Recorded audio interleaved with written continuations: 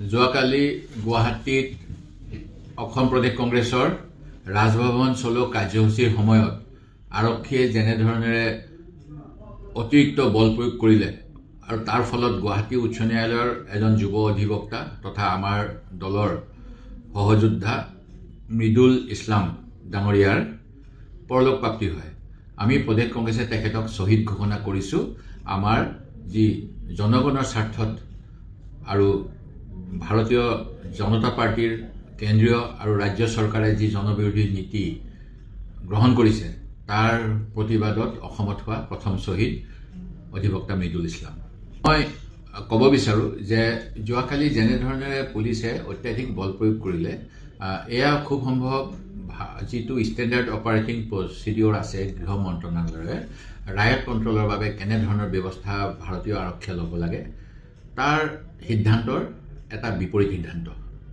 তাত থকা উচ্চপদস্থ আৰক্ষী বিষয়াৰ অনুমতিবিহীনভাৱেই মুখ্যমন্ত্ৰী মহোদয়ে যেনেধৰণেৰে নিম্ন পৰ্যায়ৰ পুলিচ বিষয়াসকলক মোৰ চাউল, মোৰ মোদী, মোৰ পুলিচ ইত্যাদি কথা কৈ থাকে, তেনেধৰণৰ বক্তব্যৰ দ্বাৰা অনুপ্ৰাণিত হৈ উপযুক্ত উচ্চপদস্থ আৰক্ষী বিষয়াৰ কোনো ধৰণৰ নিৰ্দেশনা নোহোৱাকৈ কোনো অত্যুৎসাহী আৰক্ষী বিষয়াই অত্যাধিক বল প্ৰয়োগ কৰি নিজকে চৰকাৰৰ জনপ্ৰিয় আস্থাভাজনক হ'ব বিচাৰিলে নেকি, সেই কথাটো তদন্ত হ'ব লাগে।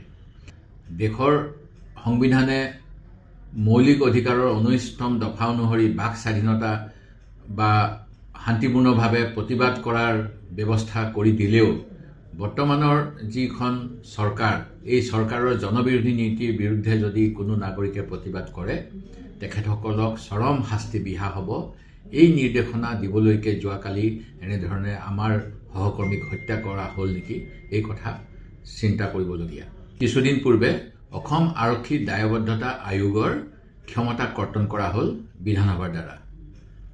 এই ক্ষেত্ৰত মই ভাবোঁ গুৱাহাটী উচ্চ ন্যায়ালয়ৰ যিহেতু এজন অধিবক্তা যোৱাকালি এটা শান্তিপূৰ্ণ প্ৰতিবাদৰ অংশ হিচাপে যোৱাৰ পিছত আৰক্ষীৰ অতিৰিক্ত বল প্ৰয়োগৰ ফলত মৃত্যুমুখত পৰিলে গুৱাহাটী উচ্চ ন্যায়ালয়েও অসম প্ৰশাসনক, অসম চৰকাৰক জবাবদিহি কৰিব লাগে। কিয় অসম আৰক্ষী দায়বদ্ধতা হ্ৰাস কৰা হৈছে, কিয় অসম আৰক্ষী দায়বদ্ধতা আয়োগক পুলিচৰ অত্যাধিক বল প্ৰয়োগ, পুলিচৰ হাতত মৃত্যু আদি গুৰুতৰ অভিযোগৰ তদন্ত কৰাৰ পৰা দূৰত ৰখা হৈছে। ভাৰতবৰ্ষৰ প্ৰধানমন্ত্ৰী, তেখেতৰ নেতৃত্বাধীন বিজেপি চৰকাৰ, অসমৰ মুখ্যমন্ত্ৰী ডক্টৰ হিমন্ত বিশ্ব শৰ্মা নেতৃত্বাধীন বিজেপি চৰকাৰখনৰ আদানীৰ নামত প্ৰতিবাদ শুনিলেই কিয় গাত কঁপনি উঠে এই কথা আমি নাজানো। আমেৰিকাৰ ন্যায় ব্যৱস্থাই আদানী আৰু তেওঁৰ সহযোগীসকলে ভাৰতৰ ৰাজনীতিক আৰু বিষয়াক প্ৰলোভিত কৰি ব্যৱসায় বাণিজ্য আদানী গোষ্ঠীয়ে সম্প্ৰসাৰণ কৰিব বিচৰাৰ যি অভিযোগ, কেলেংকাৰীৰ বিষয়ে আদানীক অভিযুক্ত কৰিছে, সেই বিষয়ে অসম তথা ভাৰতবৰ্ষৰ কোনো মজিয়াতে আলোচনা হোৱাটো বিজেপি চৰকাৰে নিবিচাৰে। অসমৰ ক্ষেত্ৰতো আদানী গোষ্ঠীৰ স্বাৰ্থ সুৰক্ষিত কৰিবলৈ কেন্দ্ৰীয় চৰকাৰৰ স্পষ্ট নিৰ্দেশনা উলংঘা কৰি অসমৰ গ্ৰামাঞ্চলৰ, অসমৰ নগৰাঞ্চলৰ সাধাৰণ ৰাইজৰ বাসগৃহত স্মাৰ্ট মিটাৰ লগোৱা হ'ল। যি কাম কৰাৰ পূৰ্বে প্ৰকৃততে কেন্দ্ৰীয় চৰকাৰ আৰু ৰাজ্য চৰকাৰৰ কাৰ্যালয়, আৱাসগৃহসমূহতহে স্মাৰ্ট মিটাৰ লগাবলৈ চৰকাৰী নিৰ্দেশনা আছিল।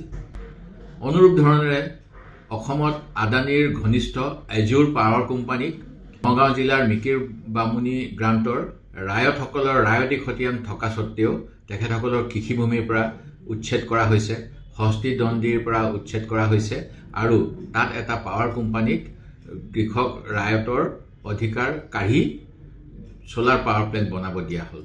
এই বিষয়েও আমি অসম বিধানসভাত বিভিন্ন সময়ত প্ৰশ্ন উত্থাপন কৰিছিলোঁ আৰু চৰকাৰে দায়হৰা মন্তব্য দি আছে। এই গোটেইবিলাক কথাৰেই আমি প্ৰতিবাদ কৰিবলৈ যোৱাকালি শান্তিপূৰ্ণভাৱে অসম আৰক্ষীক আগতীয়াকৈ জ্ঞাত কৰি প্ৰতিবাদী কাৰ্যসূচীত অংশগ্ৰহণ কৰিছিলোঁ আৰু এই কাৰ্যসূচীত অত্যাধিক বল প্ৰয়োগ কৰি আমাৰ এজন সতীৰ্থক কাঢ়ি লৈ নিয়া হ'ল। এই গোটেই বিষয়খিনিত অসম চৰকাৰক মই এটা নিৰপেক্ষ তদন্তৰ স্বাৰ্থত জুডিচিয়েল এনকুৱাৰী কৰাৰ বাবে দাবী জনাইছোঁ।